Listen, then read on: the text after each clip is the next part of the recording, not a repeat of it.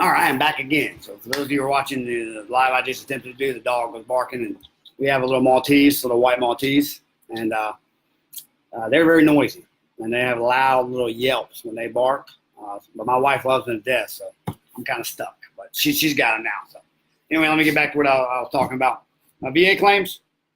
When you were in the military, when you were still serving, any pain that you have, any issues that are arising during your military service, you need to go see a doctor about, because that goes into a database, and that database is very, very important. So you need to go see a doctor.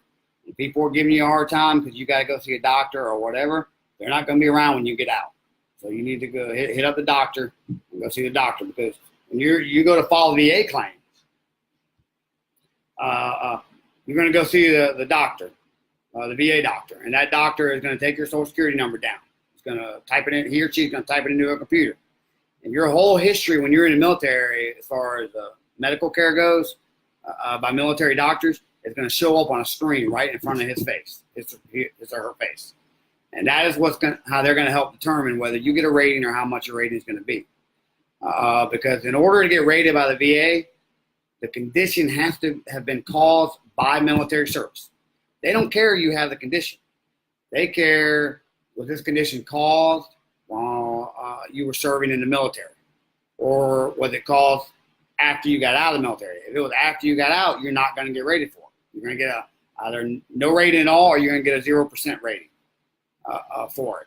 So you need to be going to the doctor while you're serving and getting the issues taken care of. Because there may come a time when you get out and there's certain jobs you're not going to be able to take because of your back problems. Like for me, for example, I got rated on my back.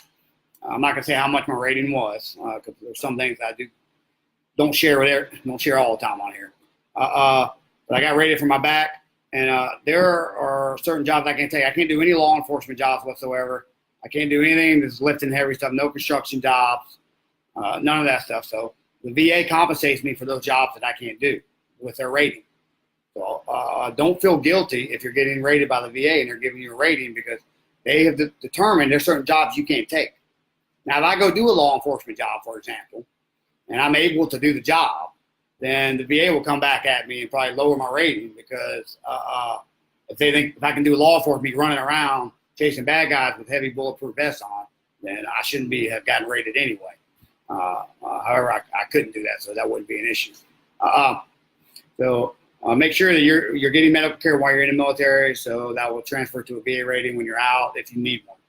And don't let people shame you about VAs. There are a lot of military members who, for some reason, they shame those that are getting VA ratings. I don't know why. I'm in a group now where the moderator of that group is a great guy, but he shames those with getting VA ratings and calls it welfare all the time. And I'll come back at him, and we'll have a little Facebook argument on it, saying they deserve that. And there's certain jobs they can't take because of that. They're entitled to that VA rating. So go take care of yourself. And if you feel something was caused in the military, go to the VA and get rated for it, and get compensated for jobs that you can't take. But that's what the VA is for.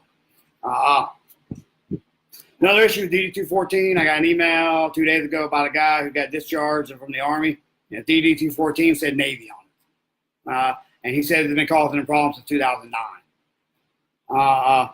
When you're still serving, when you get your working copy of your DD-214, you need to check over every part of that DD-214.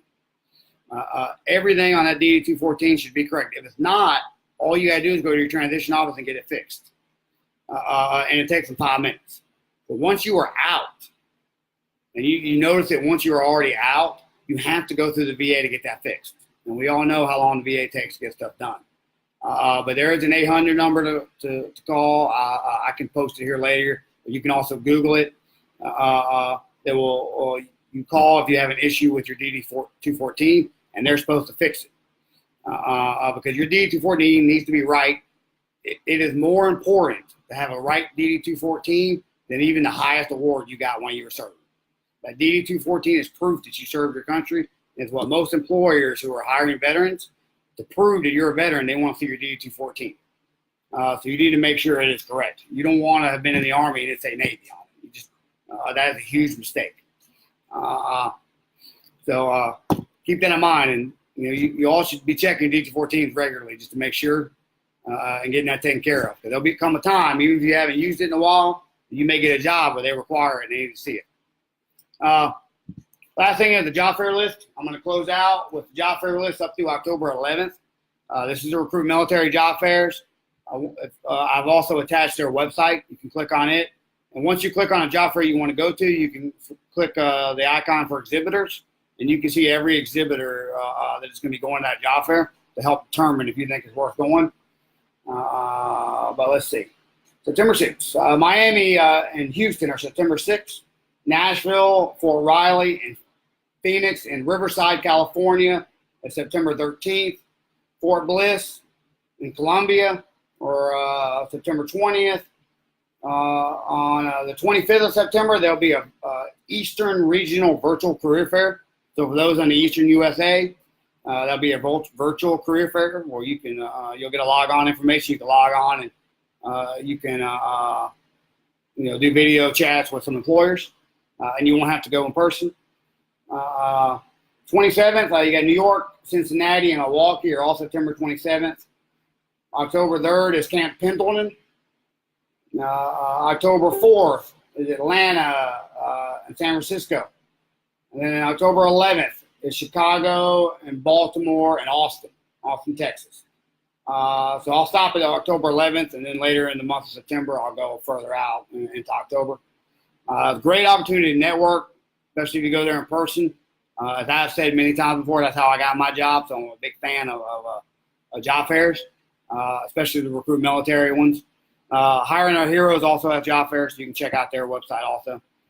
Anyway, that's all I got. A little bit longer than usual, but hopefully I kept your attention throughout the whole thing. But if I didn't, you can catch it on the replay. Talk to you later. Bye-bye.